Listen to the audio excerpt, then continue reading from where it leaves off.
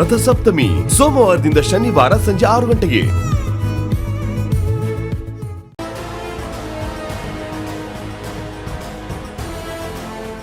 ಅಮ್ಮ, ನೀವೇನು ಟೆನ್ಷನ್ ಮಾಡ್ಕೊಳಕ್ ಹೋಗ್ಬೇಡಿ. ಅದಕ್ಕೆ ಎಲ್ಲಿಗೂ ಹೋಗಿರಲ್ಲ. ನಮ್ಮಲ್ಲೇ ಯಾರೋ ಅವ್ರನ್ನ ಏನೋ ಅಂದಿರ್ತಾರೆ. ಅದನ್ನ ತಡ್ಕೊಳಕ್ಕಾಗ್ದೆ ಇಲ್ಲಿಂದ ಹೋಗಿರ್ತಾರೆ ಅಷ್ಟೇ. ನಾನು ಹೋದ್ರು ಅಣ್ಣನ ಜೀವನ ಹಾಳಾಗಬಾರ್ದು. ಅವನು ನೆಮ್ಮದಿಯಿಂದ ಬದುಕಬೇಕು. ಅವನನ್ನ ಮರಿಬೇಕು. ಅವ್ರ ಮೇಲೆ ಕೋಪ ಬರೋ ಥರ ಈ ಲೆಟರ್ ಬರ್ತಿದ್ದಾರೆ ಅಷ್ಟೇ ಅಮ್ಮ. ಅಂದ್ರೇನು? ಇನ್ನೊಂದು ಮದ್ವೆ ಮಾಡ್ಕೋಬೇಕು ಅಂತ ತ್ಯಾಗ ಮಾಡಿದಾಳೇನು?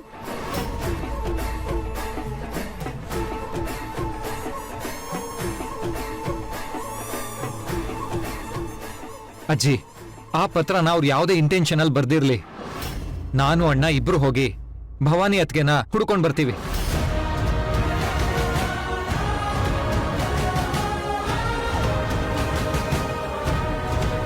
ನೀವ್ಯಾರು ಚಿಂತೆ ಮಾಡಬೇಡಿ. ಇಲ್ಲ ವಿರಾಟ್, ನನಗೇನು ನಂಬಿಕೆ ಇಲ್ಲ. ಹೋಗಿರೋ ಭವಾನಿ ವಾಪಸ್ ಬರೋದು ಒಂದೇ, ಹೋಗ್ತಿರೋ ನನ್ನ ಮಾನ ಮರ್ಯಾದೆ ವಾಪಸ್ ಬರೋದು ಒಂದೇ. ಮೇಡಮ್, ನೀವಾ ಈ ಮಾತು ಹೇಳ್ತಿರೋದು? ಕೋಟಿ ಕೋಟಿ ಲಾಸ್ ಆದ್ರೂ ಮಾರ್ಕೆಟ್ ಅಲ್ಲಿ ಜಗ್ಗದೆ ಬಗ್ಗದೆ ಲಗ್ಗೆ ಇಟ್ಟ ದೊಡ್ಡ ಬಿಸ್ನೆಸ್ ವುಮೆನ್ನು ನೀವು. ನಿಮ್ ಬಾಯಲ್ಲಿ ಈ ಮಾತಾ?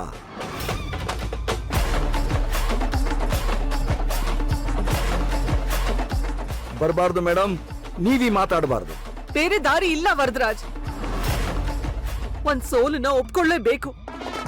ಇಲ್ಲಾಂದ್ರೆ ಇದೆಲ್ಲ ಮೀಡಿಯಾ ಕಿವಿಗೆ ಬಿದ್ದು ಅವರು ಬಾಯಿಗೆ ಕೆಲ್ಸ ಕೊಟ್ಟು ಇದೆಲ್ಲ ಎಲ್ಲರಿಗೂ ಗೊತ್ತಾಗೋದಕ್ ಮುಂಚೆ ಏನಾದ್ರೂ ಮಾಡ್ಲೇಬೇಕು. ಇವೆರಡೇ ಇರೋದು ಆಪ್ಷನ್. ಹಾಗಿದ್ರೆ ಎರಡೇ ಆಪ್ಷನ್ಗೆ ಹೋಗಿ ಮೇಡಮ್. ಚಿಟ್ಕಿ ಹೊಡೆಯೋದ್ರೊಳಗಡೆ ನಾ ಮುಂದು ತಾ ಮುಂದು ಅಂತ ನಿಮ್ಮ ಮಗನಿಗೆ ಹೆಣ್ ಕೊಡಕ್ ಬರ್ತಾರೆ. ಅದರಲ್ಲಿ ಯಾರು ಒಬ್ರು ನಿಮ್ ಲೆವೆಲ್ಗೆ ಸೆಟ್ ಆಗೋರ್ನ ಫಿಕ್ಸ್ ಮಾಡ್ಕೊಳ್ಳಿ ಅಷ್ಟೇ.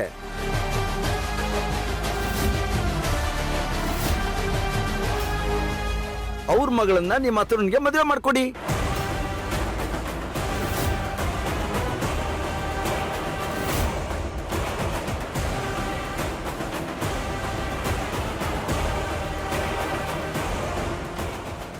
ಸರ್, ನಾವೆಲ್ಲ ಸಮಸ್ಯೆನ ಹೇಗೆ ಬಗೆಹರಿಸೋದು ಅಂತ ಒದ್ದಾಡ್ತಾ ಇದ್ದೀವಿ.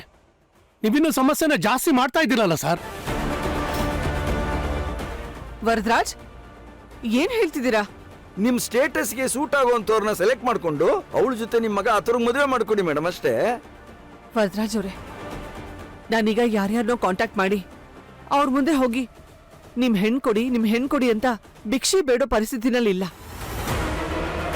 ಆದ್ರೆ ನೀವು ನನ್ನ ತಮ್ಮನ ಸ್ಥಾನಕ್ಕಿಂತ ಹೆಚ್ಚಾಗಿದ್ದೀರಾ.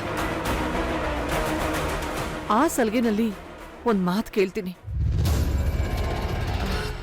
ನಿಮ್ ಮಗಳು ಅಪೇಕ್ಷೆನ ನನ್ ಮಗ ಅಥರ್ವಂಗ್ ಕೊಟ್ಟು ಮದ್ವೆ ಮಾಡ್ತೀರಾ?